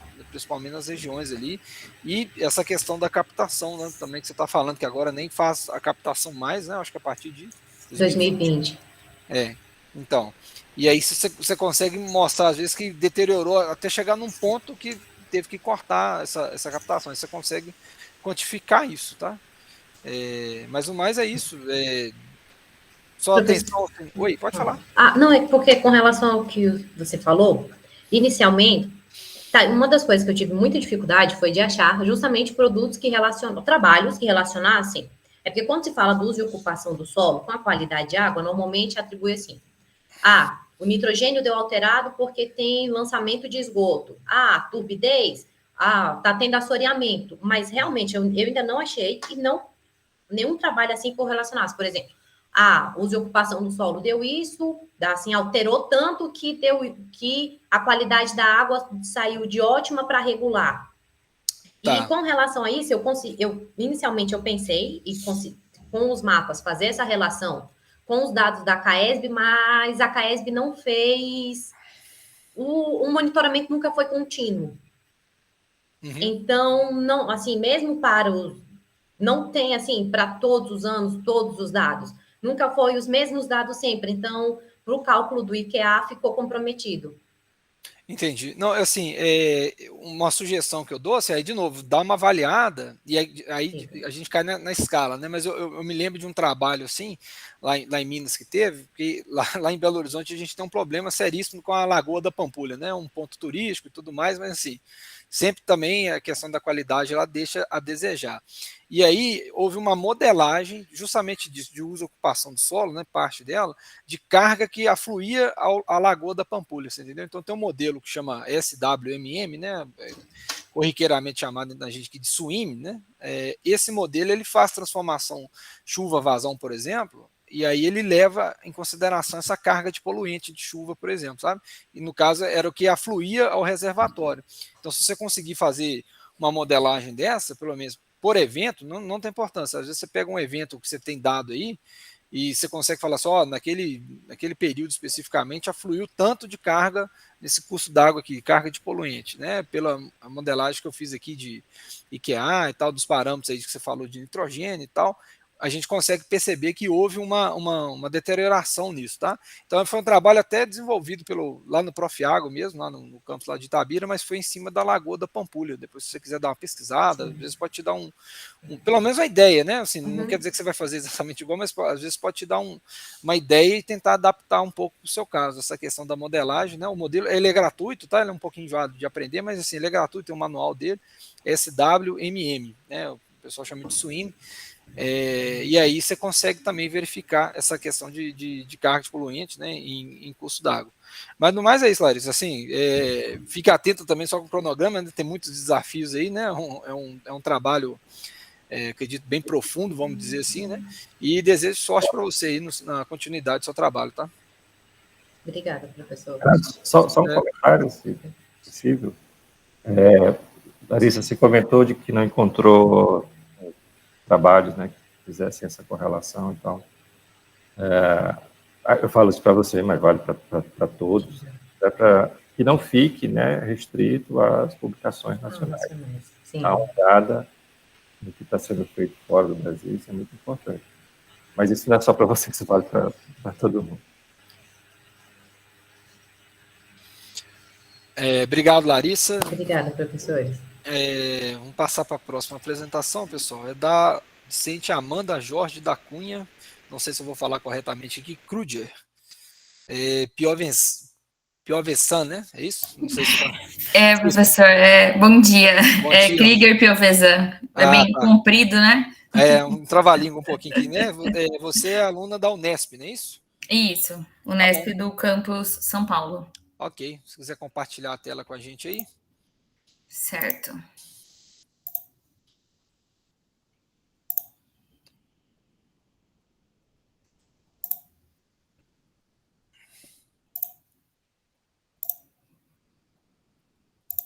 Tá dando para ver certinho, né? Tá certo, tá certinho.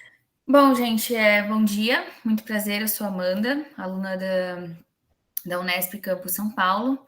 Hoje eu vou apresentar para vocês o meu projeto que tem como título Análise do Impacto de Vossorocas no Balanço Hídrico da Bacia do Rio Tambaú e Rio Verde.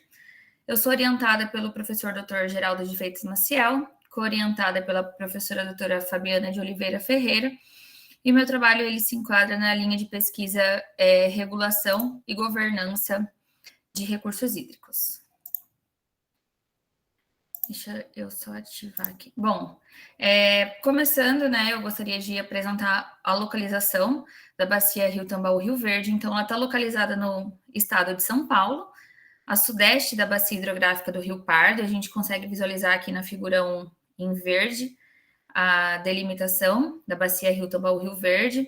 Ela estende uma área de 14% da área total, com 1.270 quilômetros quadrados, né? E ela abrange ali um pequeno trecho do Rio Pardo, além do Rio Tambaú e Rio Verde, que dão o nome da bacia. Ela abrange 5 municípios: Vargem Grande do Sul, Casabranca, Tambaú e Itobe.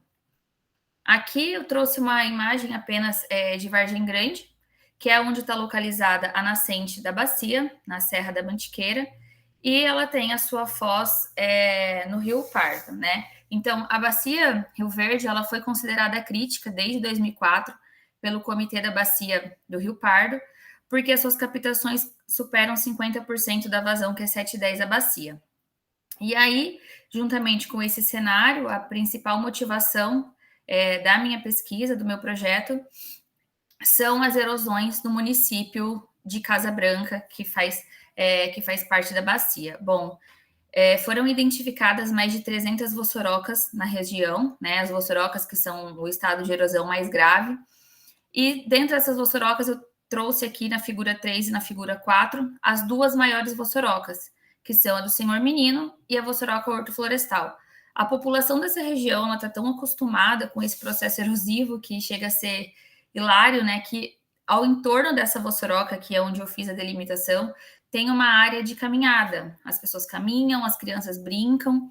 É comum para a população, né? A gente vê aqui que tem muitas casas ao redor, bem próximo mesmo de onde já está o processo erosivo. Elas estão consideradas estabilizadas, né? Tanto que a prefeitura tem ações de projeto de lazer mesmo nesses espaços, né? Mas em 2002, o Bacelar, na sua tese de doutorado, ele estudou os processos de vossorocamento.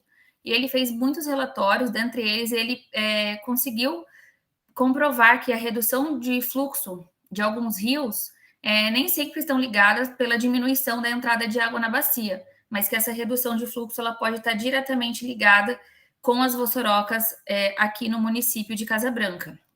E juntamente com isso, no ano passado, no ano de 2021, uma aluna do próprio Profiágua, também do Campo Unesp, ela comprovou no seu estudo, na sua pesquisa de mestrado, a criticidade da bacia, e ela levantou questões muito importantes sobre a presença das vossorocas nessa região e sobre a influência dessas vossorocas na redução do fluxo de bases. Então, por isso, o objetivo principal do meu trabalho é quantificar o efeito dessas vossorocas no regime hidrológico da bacia Rio Tambaú-Rio Verde, por simulação numérica, usando dados pluviométricos, meteorológicos, de solo e de uso de ocupação da terra, simular como objetivo específico, simular o modelo de grandes bacias para a obtenção do balanço hídrico da bacia Rio Tambaú-Rio Verde e fazer a curva de Budico para análise dos fluxos interbacias de todo o Rio Pardo e a influência na bacia Rio Tambaú-Rio Verde. No caso, essa curva de Budico, que é o meu segundo objetivo específico, também é o produto final da minha pesquisa. Então, como materiais e métodos, a metodologia ela foi dividida em 5 etapas principais. Na primeira etapa foi a criação do banco de dados, né? De todos aqueles dados que eu levantei para poder rodar o modelo em VB. Então, o primeiro dado, o modelo digital de elevação, MDE, foi obtido pela plataforma Nasadem, né? Foram necessárias 2 folhas, onde eu fiz a junção das duas, em seguida elaborei um mosaico e fiz o recorte da bacia. Eu precisava também da URH, que é a Unidade de Resposta Hidrológica. Apesar de a gente ter uma URH já pronta do ano de 2010, que foi fornecida pelo DAI, eu preferi fazer a minha própria URH para que os dados ficassem mais atuais. Então, eu já tinha o mapa dos tipos de solo que foram fornecidos pelo DAI, mas eu fiz a classificação do uso e ocupação da terra do ano de 2020, para conseguir uma unidade de resposta hidrológica que fosse mais atual. Os dados de chuva, eles foram conseguidos no portal Hidroweb, né? São um dos principais dados ali que eu preciso para poder rodar o meu modelo. E os dados de vazão que vão ser utilizados para comparação do valor simulado com o valor observado. Os dados de clima e os dados de parâmetros de solo e parâmetros de vegetação, que esses dois são dados fornecidos pela literatura, pelo próprio autor do MGB, né? Vamos dizer assim. Os parâmetros de solo são os parâmetros que são calibráveis no modelo e os parâmetros de vegetação, os não calibráveis. Então, depois da criação do banco de dados, eu fui para a segunda etapa, que é o pré-processamento do modelo, né? Pelo IPH, que são duas ferramentas que são inseridas no QGIS. Então, a primeira etapa é a discretização da bacia, onde ele pegou a minha bacia ali, Rio Tambaú, Rio Verde, e ele dividiu em subbacias e depois em mini bacias, para a gente poder ter a vazão em cada uma dessas mini bacias. A geração da rede de drenagem e o pré-processamento, para em seguida poder partir para a terceira etapa, que é a rodagem do modelo de fato, né? Então, eu já tinha feito a preparação de dados, em seguida foi feita a elaboração do projeto e a simulação.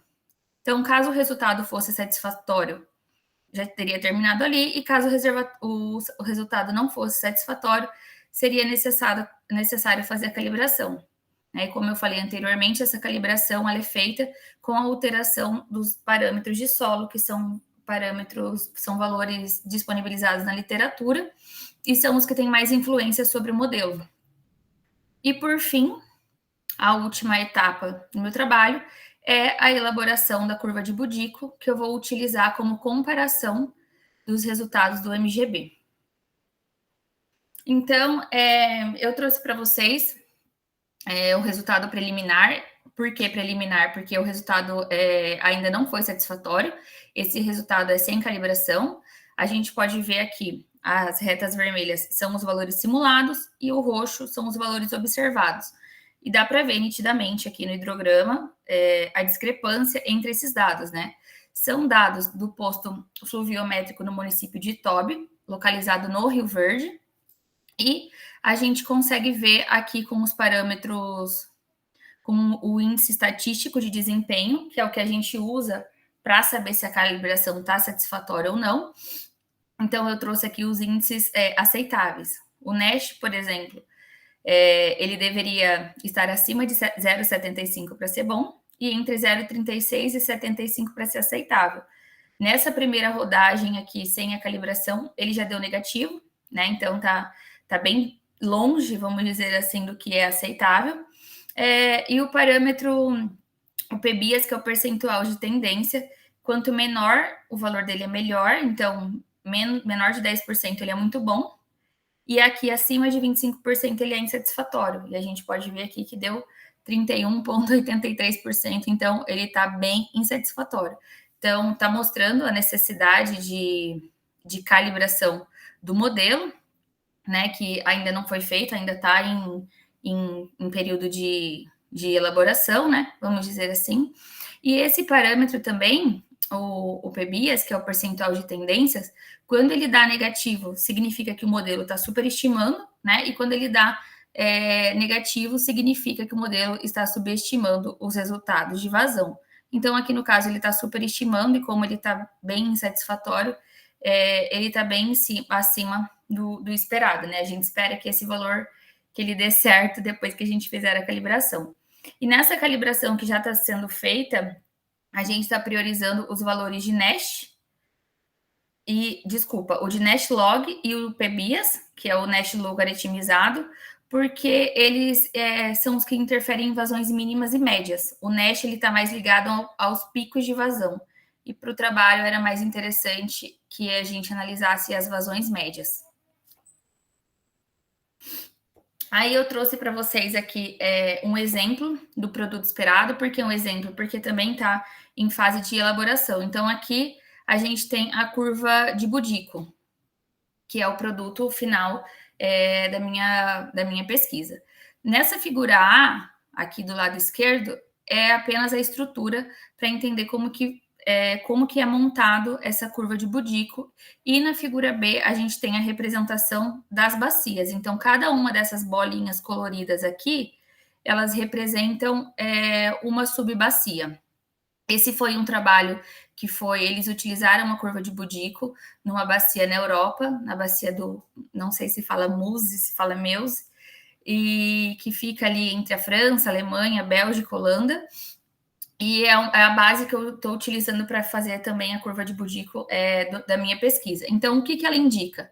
Essas 4 bolinhas aqui, que são 4 bacias que estão em vermelho, que elas estão localizadas além da linha do limite de energia, a gente tem também 8 bacias, que são essas laranjadas, que estão muito próximas desse limite de energia. O indicativo é de que essas 4 bacias estejam perdendo água para bacias adjacentes, estejam tendo redução do fluxo de base por bacias adjacentes, e que essas laranjadas provavelmente estão perdendo água, e as pretas não. Então, com essa curva, a gente espera poder comparar com os resultados de vazão do MGB e saber, de fato, se na região ali onde tem o maior número de vossorocas está tendo essa redução de fluxo de base de uma bacia para outra bacia. As conclusões preliminares também, né? A análise do impacto de vossorocas no balanço hídrico ela é relevante, mas é muito pouco explorada, tanto na literatura internacional quanto na nacional. É bem difícil achar trabalhos, referências que já tenham estudado isso. Em relação às simulações já realizadas, elas mostram a potencialidade do modelo em simular hidrogramas para longos períodos. Eu não comentei aqui, mas foi feita a simulação de 1990 a 97. O intuito é fazer de 2000 a 2020, mas como a gente não tinha nenhuma falha de dados nesse período para esse posto e para poder rodar o modelo e saber se estava tudo dando certo, a gente optou por já realizar nesse período apenas para a gente ter um resultado e saber se estava dentro ali do esperado, né? O MGB, ele apresenta a vantagem de ser um software livre, é gratuito, né? Ele é implementado no QGIS, passível de implementações e com custo computacional em termos de processamento baixo. Então, ele tem uma rodagem ali rapidinha, mesmo não sendo um super computador. Meus agradecimentos à Unesp, à CAPES, à ANA. Aqui foram 3 as principais referências, né, que foram utilizadas no trabalho. E, por fim, eu trouxe apenas um cronograma das etapas que já foram realizadas, né, a coleta de dados, a simulação do MGB etapa IPH, a simulação do MGB etapa MGB mesmo, a elaboração da URH, e aí as etapas que estão em elaboração, a calibração do modelo, a curva de Budico, a preparação para a qualificação e a elaboração da dissertação. E é isso. Muito obrigada.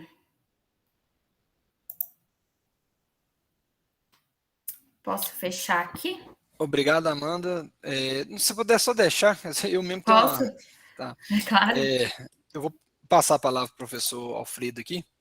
Tá. Professor. Oi, Amanda. Parabéns aí pelo trabalho. Passou a impressão de realmente você e o seu orientador estão sendo bastante ambiciosos, né, na proposta. Mas, às vezes, é bom realmente ser ambicioso. Vamos ver. Eu começaria lá pelo hidrograma do MGB. Vou voltar nele ali, peraí. Essa simulação foi com que passo de tempo? O tempo que demorou... Não, intervalo de simulação. Aqui foi de 90 a 97. Não, 90 a 97 é o período da simulação. você tem que indicar se o passo de simulação, se é diário, se é mensal, se é Ah, sim, é diário. diário. Isso. Porque está muito nervoso esse hidrograma. Chama atenção isso. Eu não sei se as versões mais recentes do MGB tá com simulação horária. Eu já tinha ouvido falar alguma coisa a respeito, que ele estava fazendo simulação horária. Ah, eu vou anotar até aqui, professor, também não sei. Se você estiver fazendo essa simulação horária, pode ser que isso explique ele nervoso desse jeito. E aí, quando agrega para o diário, ele fica um pouco mais suave, entendeu? Entendi. Quando você for, porque você vai calibrar, né? Sim. Isso aí ele não está calibrado ainda. Porque eu já usei o MGB também, então, assim, do que eu me lembro, que influencia mais nesse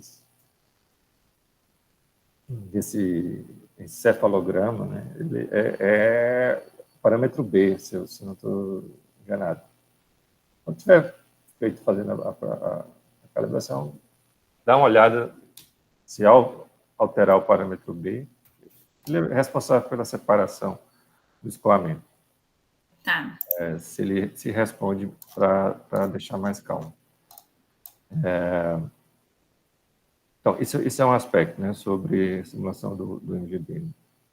Sobre a curva de Budico, então, quando eu falei ambicioso, porque de fato é muito difícil você provar ou mostrar que a vossoroca está dando algum impacto sobre o escoamento. Eu realmente acho isso muito, muito complexo.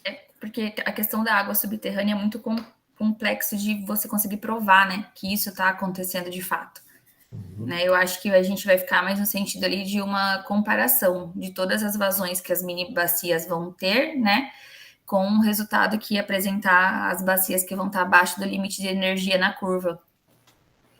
Não, tudo bem, mas assim, porque olhando para a área das vossorocas, não me parece que elas tenham tanta influência sobre o todo da bacia, né? Assim, ou então você olharia para, sei lá, para as mini bacias em que as vossorocas estão inseridas, ao invés de olhar o resultado global. Ao invés de olhar a subbacia como um todo.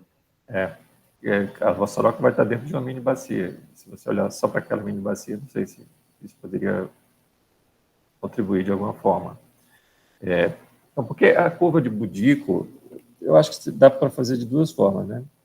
Se você faz do jeito que você quer fazer, eu acho que você quer pegar cada mini bacia e dizer que aquilo é um ponto. Na verdade, a curva de Budico, inicialmente, a pretensão não é fazer ela para cada mini bacia, mas... Não, eu sei. A curva de Budico vai ser para a bacia inteira. Isso. Como a bacia inteira é discretizada em várias mini bacias, cada mini bacia representa um ponto lá daquela curva que você mostrou. Isso. É isso, né? Isso. Tá. Então, você vai usar as informações do MGB, aí que é um aspecto mais delicado, eu acho. Assim, mas, enfim, a tua calibração vai ter que estar muito boa para você assumir essa hipótese, né, de que a representação que você vai precisar de precipitação, vazão e evapotranspiração real em cada mini bacia. Isso. Então, a tua simulação vai ter que estar muito boa para você assumir isso. E aí alguém pode chegar e dizer, não, mas você comparou só com a vazão. Se você está usando a precipitação a precipitação não tem problema porque é observada, mas a evapotranspiração real é simulada. Alguém pode chegar e perguntar, você fez alguma comparação dessa evapotranspiração real com algum dado medido, seja por sensoramento remoto, seja por estação? Então, você pode ser cobrada por isso também. Mas o que me ocorreu agora, e eu vou finalizar, você tem quantos anos aqui? São só 7 anos, né? É pouco. Então, mas assim, uma coisa que é possível fazer você teria uma curva de Budico para a bacia inteira, ou para uma mini bacia, se você considerasse cada ano como um ponto da curva de Budín. Porque é possível fazer isso. Você olha só para uma bacia ou só para uma mini bacia, e cada ano você vai ter a precipitação, a vazão e a evapotranspiração real. Com isso, conseguiria construir uma curva. Se são 7 anos, você teria 7 pontos para construir a curva.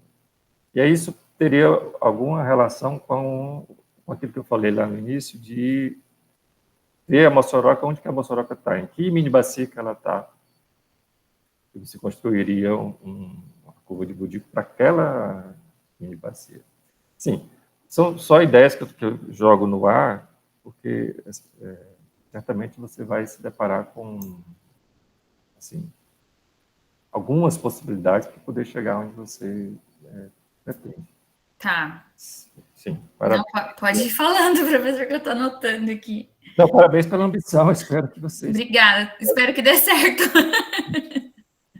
Tá? Essa aí. Amanda, então, também eu estou nessa leva também, né? Assim, eu trabalhei com modelagem hidrológica, na hora que eu vi esse hidrograma também, eu quase desmaiei, né? Mas aí você já falou que ainda não está calibrado. Eu já até comentei em outra banca, eu não trabalhei com MGB, na verdade, eu trabalhei com outros modelos hidrológicos, mas eu sei de colegas, né? Eu já até usei resultados do MGB, e assim, aí eu tenho algumas dúvidas que eu acho que pode te ajudar, né? A dúvida que vai fazer você pensar, na verdade, sobre calibrar esse tempo aí. Isso, primeira coisa, esse delta T mesmo, né? Qual que é o passo de tempo, porque tá parecendo que o seu simulado observado tem delta T diferentes, porque tá muito, muito estranho.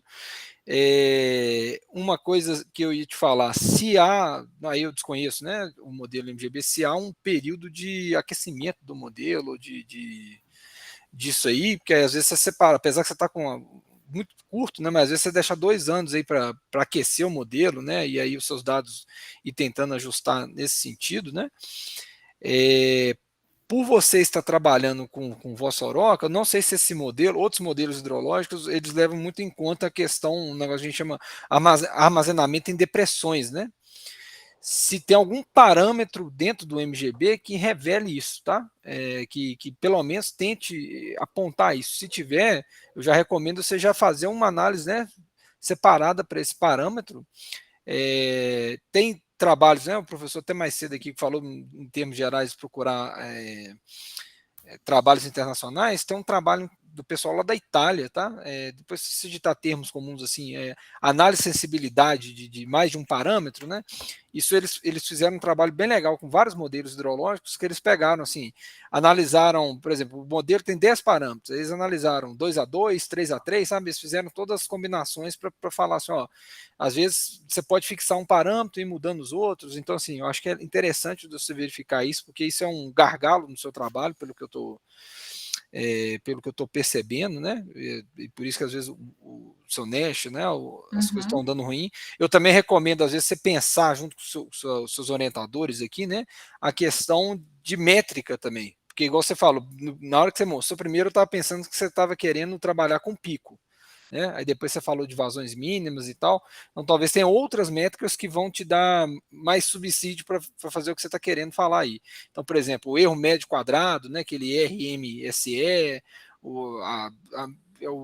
a média, né, o MAE também pode te dar, né, até o próprio KGE, às vezes, que ele é mais ponderado, ele vem do Nash, mas ele é mais ponderado, então, assim, pensar em outras métricas que vai avaliar a eficiência do seu modelo aí, tá? A questão, a curva eu fiquei até comentando, Burico, não? Como é que é? De Budico. Budico. Que eu confesso que eu nunca trabalhei, mas se você puder só projetá-la aí, porque depois eu também achei interessante a aplicação, porque na verdade, isso que o professor te perguntou, isso, então ela é uma relação, o que esse é P sobre P e outro é a vazão observada, isso é a vazão observada sobre a chuva, é isso, no eixo Y, e no eixo X aqui, o que seria? Evaporação. Isso, evapotranspiração. Sobre a chuva também, né? Aí isso. Você tem um limiar, aí a curva, qualquer coisa que estiver abaixo desse limiar, você considera. Então, aí, os pontos que apareceram abaixo, que você, teoricamente você indicaria que estaria algum problema, vamos dizer assim. Isso, né? As que estão abaixo ali do limite de energia são as bacias que supostamente estão perdendo água. Tá, aí é um problema. Outra bacia. Entendi. Aí eu acho que é um problema talvez de discretização, aí também, de novo, vai refletir um pouco essa discretização que você fez lá na hora que você está fazendo as suas etapas, porque isso é cada mini bacia, isso não é cada unidade de resposta hidrológica, isso é cada URH? Isso aí? Não. É cada mini bacia que ele fez, Isso. né? E a mini bacia é composta por as URH, né? Aí você vai tentar identificar, ver se a vossoroca faz parte daquela mini bacia, é isso? É que, na verdade, cada mini bacia tem a sua URH, né? Tá. Então, assim, teoricamente... Eita, acho que deu uma travada ali. Assim, a URH ela não é discretizada, né, dentro da mini bacia. Ele vai considerar só... Cada mini bacia ali. Cada mini bacia ela tem uma resposta hidrológica, é isso? Vocês estão me ouvindo? Só falhou um pouco, Amanda. Eu acho que Enquanto você falava. Eu até esqueci que eu estava falando, que eu vi aqui que a conexão caiu. Então, como ela vai ser dividida, né? Então, ali, cada mini bacia vai ter a sua URH, porque a URH, ela, vamos dizer, ela vai estar separada, né? Por mini bacia. Tá. Mas então, isso que o professor Alfredo está falando, essa divisão, ela é automática, né? Você consegue controlar isso lá no início, lá na Ela é automática. Tá. É porque aí você vai ter que ver, porque tá vendo? É porque vai dar um negócio assim, meio trabalhoso, né? Você vai ter que verificar a posição se a sua mini bacia ela tá lá com a vossoroca ou não, para ver se tem alguma correlação, se ela tá abaixo, isso. Entendeu? Porque às vezes pode dar abaixo da sua curva e não tem nada a ver com a vossoroca. Exatamente. Tá, aí é uma coisa que você tem que pensar assim, e se, né? E se der errado, se você tem alguma outra ferramenta para isso. Mas no mais, assim, as minhas preocupações são essas, tá, Amanda? Assim, eu acho que o seu trabalho está bem fundamentado, embora ambicioso, né? Como diz o professor aqui, mas eu acho assim, você tem que tomar cuidado com essa questão da calibração, pensar nas coisas, principalmente os parâmetros físicos, né? Procurar vai ter que estar bem calibrado. Bem acertadinho, né? Principalmente essa questão do armazenamento em depressões, que eu acho, porque uma vez se você tá aqui, seu foco é esse do seu trabalho, né? E aí ver se tem alguma correlação em relação a isso aí, tá? E verificar essa questão na hora da curva, né? Essa relação. E aí, se não der, você tentar procurar outra justificativa física que corrobore, né? Porque que um determinado ponto ficou abaixo da curva ou não, né? Justificar sem ser, no caso, a vossoroca, né? Então, exatamente. Pode ser até alguma coisa em função de uma consequência em função da vossoroca, mas não elas propriamente dita, né? Então, assim, refletir sobre isso e procurar na literatura e se tem alguma correlação disso aí, tá? Tá certo. No mais é isso, eu agradeço. Agradeço a presença de todos aí também, né? Foi muito produtivo. E você quer falar mais alguma coisa, professor? Não, tudo certo. Eu também agradecer a todos pela presença. Então, obrigado, pessoal. Até uma próxima. Obrigada. Boa tarde. Obrigado, boa tarde a todos. Tchau, pessoal.